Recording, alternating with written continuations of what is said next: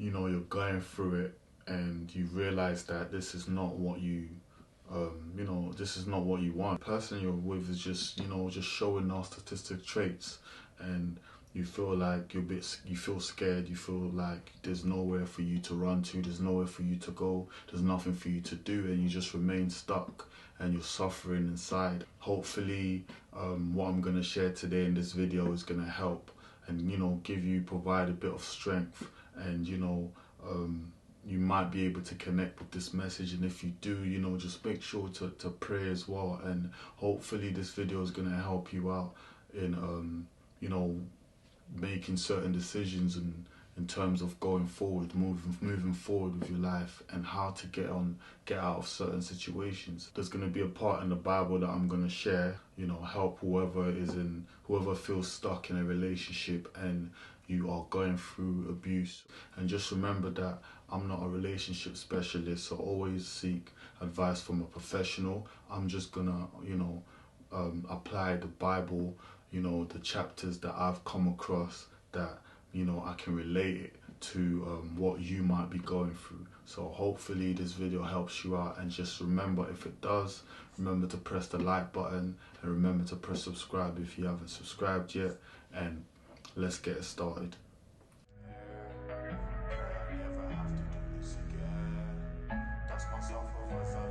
Hey brothers and sisters, it's your boy Forever Blessed Chris, and I'd like to welcome you to Chris Speaks. If this is your first time coming across my channel, I welcome you in Jesus' name, Shalom. And if you're a returning subscriber, I love you, and just remember that Yeshua loves you even more. One of the first things we're going to have a look at is the importance of where you are, your location. And saying that, I mean, like, I've realized I'm sure most of us will agree with this, that most of the abuse, mistreatment and things like that happens, within your own home. Do you get what I'm saying? So a lot of people are being abused within their own home. When you're in a relationship with someone, it's like they wait till you get home for them to start the abuse. But when I'm talking about location, we have to get ourselves out of that location. Alright, Genesis 15, between verse 7 and 13, I've written down, in this verse, God sent an angel to find Hagar. It said that she fled once Sarai started mistreated her. And then further down, I put down that Hagar might have cried out to the Lord, but I think the decision of removing herself from the bad environment she was in was good enough to get God's attention. Right, so obviously Sarai, whatever you want to call her, Sarai was, mistreating Hagar. She was abusing her. And God didn't send an angel while this was going on in the house. It took that Hagar had to remove herself from that environment. She didn't know where she was going to go, but all she knew is that she had to remove herself from that place. And then once she took herself out of that place, basically she ran away, then that's when God sent an angel to come to her, to get what I'm saying, to comfort her, to tell her something. For you, it might be that where you are, wherever the abuse is happening, let's say it's happening in your own home, it's like mentally you've got to be prepared to displace yourself, to remove yourself from that house, or whether it's happening at your workplace. Are you able, can you see yourself not going to that workplace ever again? Do you get what I'm saying? And you might not be able to, you might have problem with seeing yourself being away from that workplace because you need that pay. Do you get what I'm saying? You don't believe that you're going to be able to find another job, do you get it, that might pay that well. Do you get what I'm saying? So you're there, you're just going to endure whatever's going on, whatever abuse is going on there for the money, let's just say. Or you might be in a relationship and the abuse is happening in your own doors, behind closed doors in your own home, and it's like, do you see yourself not being in that house anymore, and probably living over at a mate's for a bit, or another family member for a bit? Do you get what I'm saying? Away from this so-called partner for a bit. Can you see yourself doing that? Do you get it? So it's like, you have to be able to see yourself out of that location first. Do you get it? That's why for Hagar, she had to remove herself from that house, from that place, run away, and then God provided an answer for her.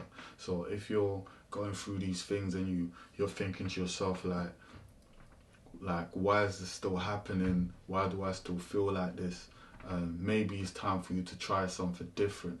Maybe it's time for you to change that location. You know, just take that action, and I'm pretty sure you're gonna get a good result out of it. It's gonna be hard. Do you get what I'm saying? Like for Hagar, she didn't know where she can go to, but she made that step. She took that step, and that's just what you might have to do. Like, I believe that there's a certain territory, there's like a certain line that Satan can't cross. Do you get what I'm saying? There's certain boundaries, there's certain areas, there's certain locations. Do you get what I'm saying? It's like in the Bible when Satan wanted to strip Job off everything, and then no, actually God said to Satan, "Have you seen my servant Job?" And then what happened? Satan said, "Well, like you've built a fence around him, or a field around him." Do you get what I'm saying? So basically, Satan was trying to say to God that, look, yeah, I've seen him, but I can't get to him because you've got this fence, around him. And another example I'm going to give for location as well is, I was watching a program the other day, short series on Netflix. I think the name of it was the Mist or something like that. So basically what was happening was, there was chaos happening outdoors, and a lot of things was going on outside, so everyone, stayed indoors for shelter. So what happened was, these people were in a chapel, they were in a church, and there was a bishop in the church, and he was looking after these people and trying to, pray for them and, save their souls before this thing that's happening outside, before it comes inside. So there was also a witch amongst them. Obviously, they didn't know it was a witch, but she was just a normal old lady, but I was watching it in spirit, and I could just see straight away from the very beginning, I could see there was something not right about this woman. But she was in the chapel with him in the church, and what happened was, even though what was going on outside, everyone inside was safe, but they were panicking. And the only time someone died who was inside that I realized was when they abused the witch. They reacted to something that the way she was acting, they reacted to it, and they ended up laying their hands on her, and that person ended up dying. Do you get what I'm saying? And that person was a man of God. Do you get it? So, and then now, the bishop he had enough of this, because he realized that, hold on, this woman is serving another God in my own church, so this is what I'm going to do. And it was confusing. The issue was, it was starting to confuse the others that were in that church. So the bishop had enough, and he was like, look, yeah, let's go outside. Me and you step outside. We we call out to our God, and then we see whoever dies outside in the mist, whoever's left behind, that's who the people follow. Do you get it? So he did that. When he said that, I was like, you know what, yeah, that's great. Like, yeah, I've heard something like that in the Bible before, where someone, said, you call on your God, I call on my God, and we'll see what happens. Do you get it? So I was all for it. I was like, yeah, I think Elijah or someone like that done it in the Bible. Do you get it? So I was like, yeah, let's go, because I had enough of the witch as well. So cool. Now they went outside, and the bishop ended up dying. Yeah, he died a terrible death, and I was just a painful death. And I was just thinking, raw, it kind of hurt me a bit, because I was like, hold on. I started to ask myself, how is it that the man of God, the bishop, yeah, he died in faith. You know what I'm saying? Like, out of between him and the witch, he went outside. The witch didn't get touched, but he got killed. So I kept asking myself, like, why is it that he got killed? Like, what's going on here? And it was a bit hurt. It was a bit heartbroken. You know, Team Jesus. But what happened was, I felt in my spirit basically what was happening was it was about the location. First of all, the most important thing, it was the location. When the bishop was in the church, he was safe, even though like you know, the other man of God, he died because obviously he reacted, he abused a woman, so obviously that's like a green light for Satan to take you out. So but as for the bishop, he was safe where he was at in that church, and everyone else was safe. They were rattled because obviously they had the witch in there. And that's one thing I realized as well about you know, people that, you know, work for the kingdom of darkness. Satan will send them in, as in, yes, the witch was in the church, but she couldn't kill anyone until that man you know, he abused her. Then obviously he ended up getting killed, but everyone else that was safe. So what happens is Satan can send people to you to you know, to distract you, to cause confusion, arguments, all of that, yeah. But he can't kill you.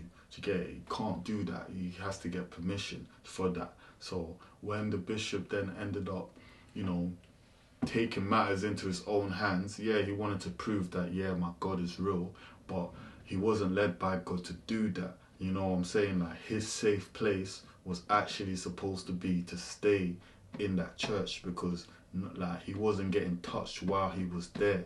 Like, he was getting on the witch's nerves while they were both getting on each other's nerves, but no one was, do you get it? He wasn't gonna die while he was in there amongst other people. But once he took himself out of that location, then straight away he died. Do you get what I'm saying? He wasn't destroyed until he moved location. So it's either, it's like it can happen one or two ways. It's like these toxic people, these Satanists, these witches, these warlocks, they'll come in your life, and it's either they're going to try and keep you indoors inside that location to abuse you. Like, say for example, you've left, you know, you've walked out, you've had enough and you've left out. What do they try and do? They always try and win you back and bring you back to that location. They'll do whatever it takes to get you back to that location where they're able to abuse you. Do you get what I'm saying? So location is very important when it comes to going through, you know, being abused. So you got to look at where you are. Where is it? Why is it always happening here? Why does it always happen when I get to this place? Why is this person always feels superior whenever they get me behind closed doors, or behind, or at this place, or at this location? So that's where you got to realize and think, okay, hold on, now I need to change this location, because changing location kind of frees your mind a bit. You know, it's just all about the environment that you're in that allows, you know, certain environments got, you don't even know the sort of spirits that's roaming around in certain environments. So you just got to make sure, you know, you know where you're at, your location. Do you get what I'm saying? And have the strength to take a step and take yourself out of that location. The next thing I'll say is your mind. That's another important key thing that we gotta, you know, protect, because obviously the Bible, it says that Satan comes, you know, the thief comes to steal. Do you get what I'm saying? So what are they coming to steal? It's whatever God has stored within you, in your mind, whatever God has planted as a seed inside your mind to get it. So you gotta, I'm thinking, an example I can give is like, God is like the source, SOURCE, like, you know, the main source. Like, you've got the source, and then you've got the output, and then before the output, in between the output and the source, you've got the input, right? The output is, you know, what you put out of life, you know, and what you get in is what you put in. But what you put in is what you get out, right? So if God's putting in, if it's coming from the main, which is the source, which is God, he's pouring in these ideas and, you know, things about your purpose and all of these things. He's pouring it into you, into your mind, into your heart, into your soul, whatever. He's pouring it inside you, right? So that's the input. And then what you receive from there, you end up putting it to work and getting it, you know, out into your life. You know, you manifest it. Do you get it? So that's the output. So what Satan's coming to steal, obviously, he can't touch the main. He can't do anything to the main. He can't do anything to God. And he also knows that he can't, like, if you're a child of God and God's got his hand on you, he can't destroy you. Like, he can't do anything that's gonna, what can I say, that can stop your destiny. Do you get it? Your destiny, the output, your life, what you've put out, the energy you've put out. Do you get it? He can't really do anything about that. You get me? Without God saying anything. So he can't obviously affect God, and he can't do anything about your destiny, but he can surely come in and infiltrate the input, which is the ideas that God put inside your head, which is your purpose. That's what he's trying to steal. He's trying to steal the input, whatever God's pouring inside you for you to go and do to better your life. He's coming to try and steal that. Do you get it? And in a way, one of the ways where he comes to try and steal that is by affecting you mentally, because that's where, like, God can pour, you know, ideas when you sleep. You get it as a dream. Do you get it? You ever woke up from a dream and you feel so motivated? You're like, raw, like, I saw myself driving this, I saw myself doing this in this country, I saw what? And then you're just motivated, like, you just want to do something. Do you get it? So that's like God pouring these images, let's say, these things inside you, waking you up, showing you that, look, I've got better plans for you. Do you get what I'm saying? Or it might come as a vision. That's the main thing that Satan's trying to steal from you. And you got to be careful, because if you're in a relationship and you're around toxic people and narcissists, one of the things that they do is they try to dim whatever light you have in you. So whatever idea God has poured inside you, that's what they're going to try and you know, like, if you know them people that every single idea you bring forth to them, it's always a bad idea for them, or they'll always put you down, or they'll be like, oh, no, you can't do that, or who do you think you are? They'll always do whatever to just try and put you off, you know, making that idea happen, you know, putting it to work. And that's why narcissists and them people, they're satanic, because that's the same thing. The demons, that's what the demons are here for. They're here to try and steal the visions, try and steal the ideas, so that you're not able to put it out and manifest it. So that's why I say, obviously, there's location. We gotta be able to analyze the location, and also you gotta be able to protect your mind and your heart, because that's where God's pouring in. That's the input, and you need the input for you to have an output, for you to be able to manifest things in your life. So for you to manifest and be able to, you know, live the life that God has planned for you, your purpose, you will need to know your worth, which is, you know the God that you serve, and understand and have faith that, you know what, God is life, and he's gonna provide me with the energy that I need to get going and live out my purpose. But first, I have to step out and move location, get myself out of being in this bondage behind these four walls, locked in here with this person, because they are going to steal any ideas that God has stored inside me. Do you get it?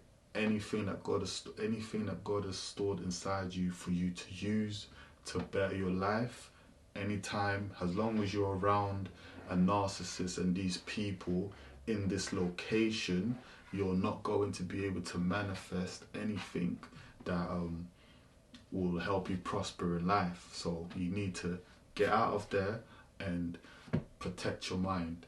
and don't go back. Let's say, for example, God knows you're capable of producing 20, but Satan, the word convinces you that you can only produce 5. Subconsciously, so you tell yourself, okay, I've only got enough energy to produce 5.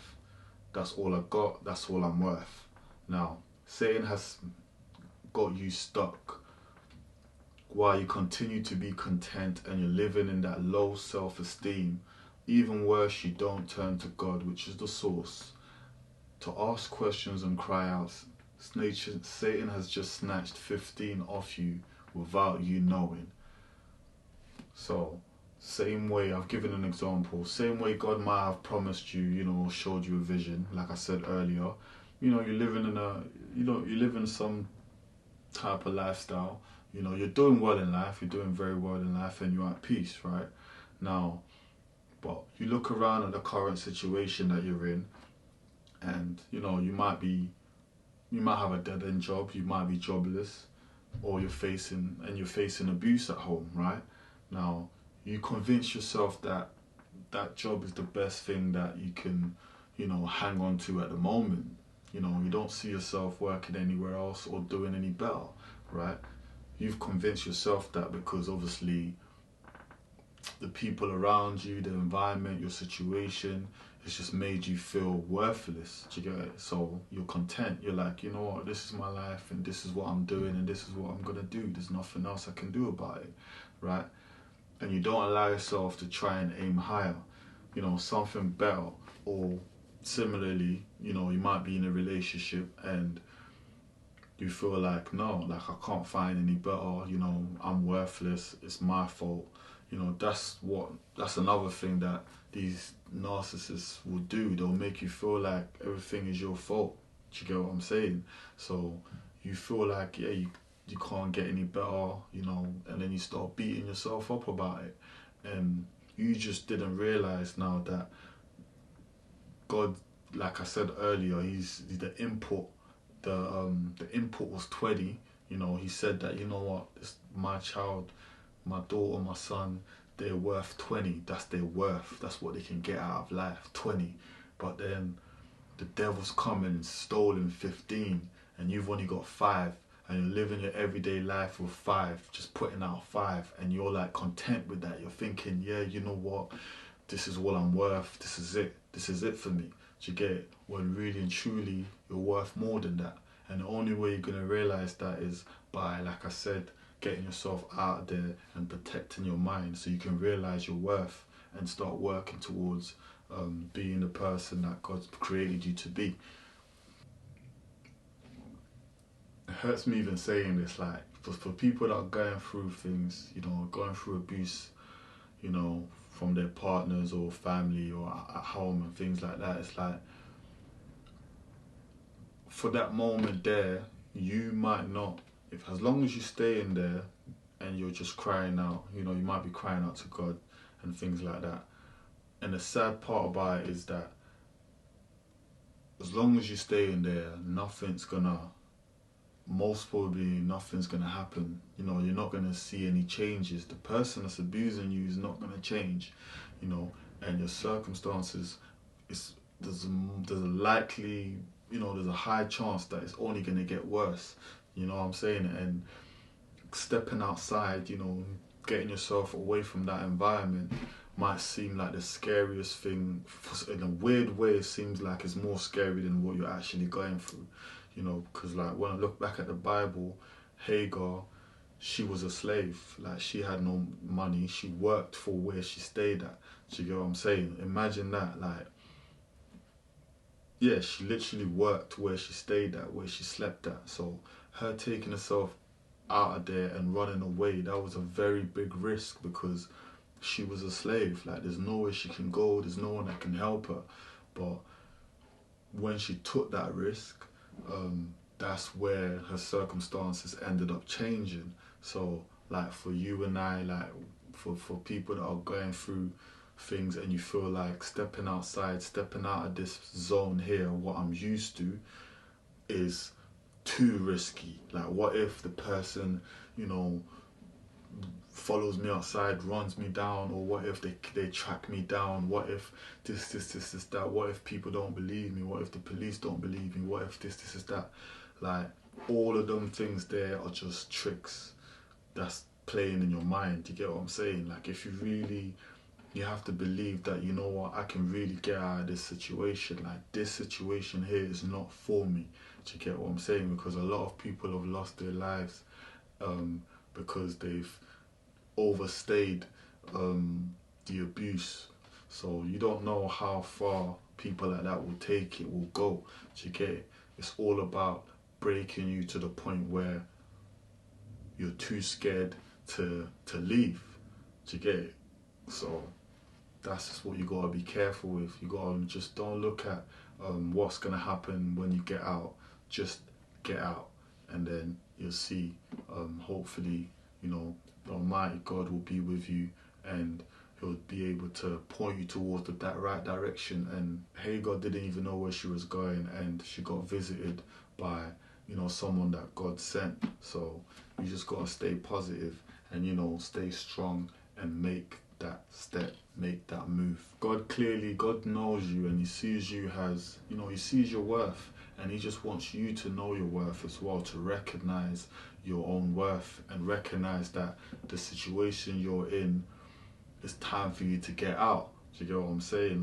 Like I said with Hagar, once she got out, she ended up receiving her worth, and even more than that for the future. I'm not saying that obviously you're going to wake up tomorrow and be like, yeah, I'm out of it. Like, no, you kind of, you know, just use wisdom, be wise in your situation. Like, I don't know your situation, I'm just a messenger. So I'm just saying, look, study your situation, study your location, protect your mind, and know what you can do, like within the environment that you're in, how you can, you know, for example, if you've got family members or you've got a close friend that you can go to and stay for a few weeks or a few months while you try and clear your head, so you can just, you know, heal, because you got to heal. Do you get what I'm saying? Because you got there's trauma and all these things that comes along with being in a relationship with a narcissist. So you have to, you know, just study your situation. And I just pray that obviously the God that I know as well will turn up in your situation. Hagar was a slave, and she took the risk. She had nowhere to go, but she took herself out of that situation, and God did the rest, and you know, helped her, and, you know, blessed her in a way that it all made sense at the end, taking that risk. So we just got to do that. So I hope this video has helped you. Make sure you press the like button if this video has helped you in any way. You know, make sure to share it as well to if you know anyone that's going through any of these situations. You know, I pray that you are able to share it with them, and I pray that Holy Spirit will, you know, reveal things to them, a way for them to get out of the situation that they're in. And make sure you subscribe if you haven't subscribed yet. My name's Forever Blessed Chris, and to my returning subscribers, I love you. Just remember that Yeshua loves you even more, and I'll see you on the next video. God bless you.